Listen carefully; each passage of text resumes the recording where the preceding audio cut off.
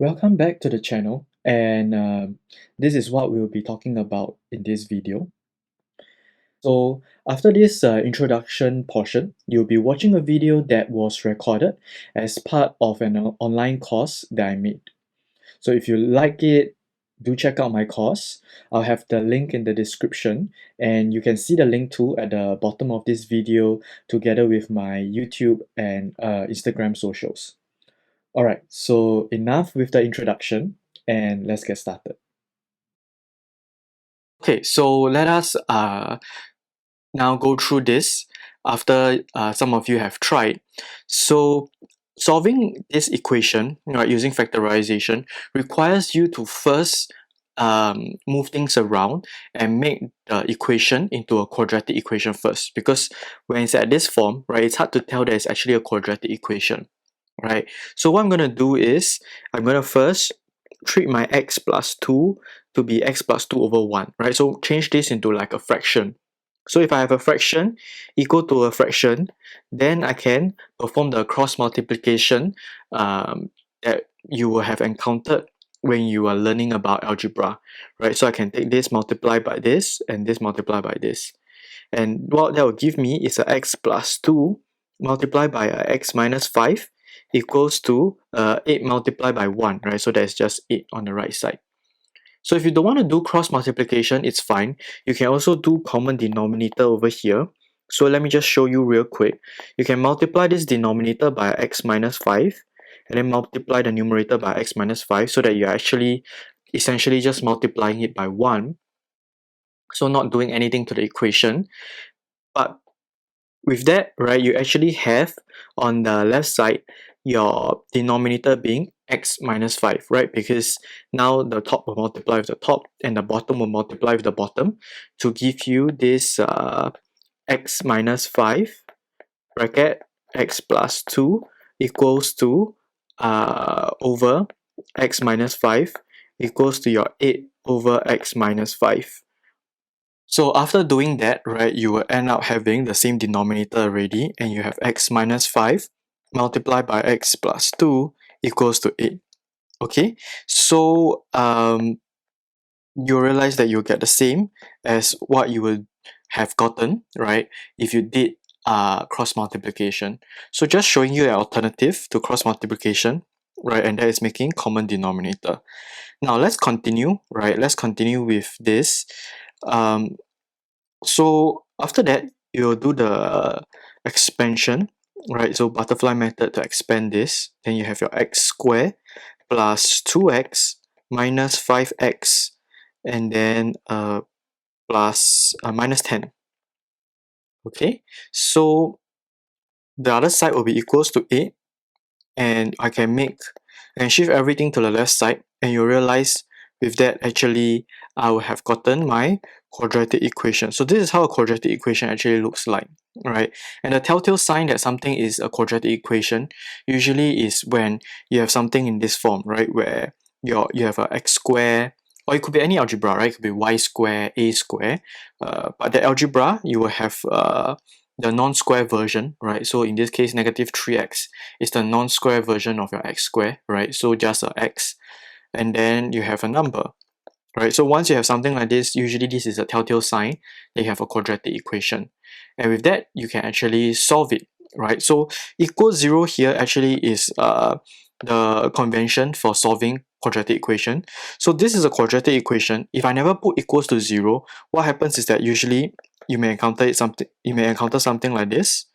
Y equals to x squared minus 3x minus 18, and then if they ask you to factorize, you just factorize, right? So that is by doing factorization only. If you are doing if you're trying to solve, right, if you're trying to solve this quadratic equation, you will have this equals to 0, right? And that is the difference between if you're solving quadratic equation and if you just want to factorize. So that's the subtle difference, right, between solving and just factorizing. But regardless, you will still have to do factorization first. And to do factorization for this quadratic equation, you will do this thing called the cross factorization, right? I can show it to you at the side. So this is the cross factorization. You put in your x squared here, your negative 18, and then your negative 3x. So how this cross factorization works is that this is something probably you have learned in your lower sec, right? But just a quick recap, you will have these two being multiplied together to give you your x squared. So in the case of x squared, right, there's only going to be x multiplied by x to give you x squared. So over here I can straight away put x and x. If it's something else like your negative 18 over here, I can put negative 2 and 9, right? So negative 2 multiplied by 9 will give me negative 18. I can also have things like my negative 6 and 3, right? This will also multiply together to give me negative 18. So over here you have a few choices, right? But what is going to let me know that I actually have the answer is when you cross multiply this. So you take the x multiply with the negative 6, you get negative 6x. And then you take the 3 multiply with the x, right? So you will get 3x. And when you add these two together, you get this value. So over here, negative 6x plus 3x indeed gives me negative 3x. So I know that this is actually the answer and this is the correct form for factorization. So with this, then I'll be able to put it into my working, right? So if let's say you're just doing factorization, then this is done. All right. So, but because we are solving we are solving using factorization, so our job is not done yet. But you will get this in terms of this x minus 6 and x plus 3. So over here, let's take away this. All right. So just wanting to give you the distinction between if you're solving using factorization and if you're just factorizing, right? So this is what I'll get. So I will factorize first, then I'll solve. So this is the solving portion. So to solve, right, it's either your x minus 6 equals to 0 or your x plus 3 is equals to 0. Why is that the case?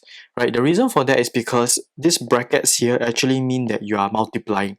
Right, so this actually you are having x minus 6 multiplied by x plus 3. So if that's the case, right, and this multiplication is going to give you 0.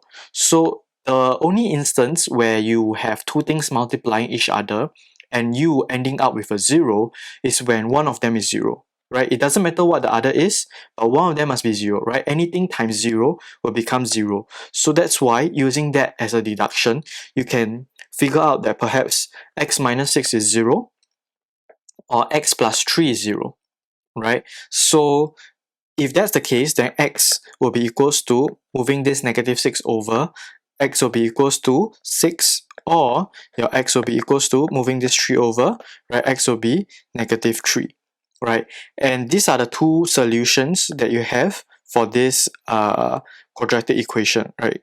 So that is how you solve this equation using factorization. Thank you for watching to the end of the video, and I hope that you have learned something.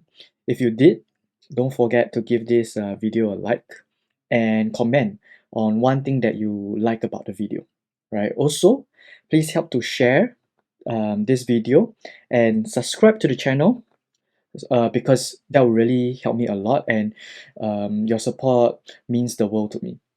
So if you don't like the video, no worries.